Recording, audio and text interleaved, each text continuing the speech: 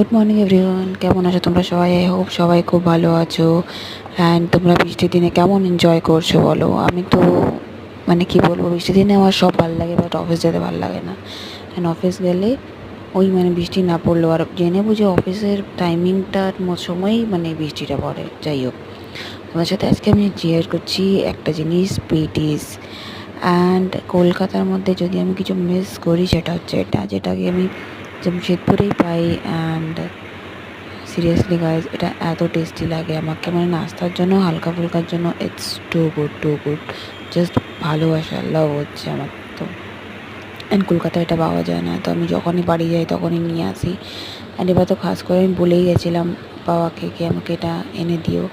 তো যাই হোক, এটা আমি শেষই হয়ে গেছে, আর একটা বেঁচে আছে। বাট তোমরা কে কে পেটিস ভালোবাসো আমাকে নিশ্চয়ই জানিও।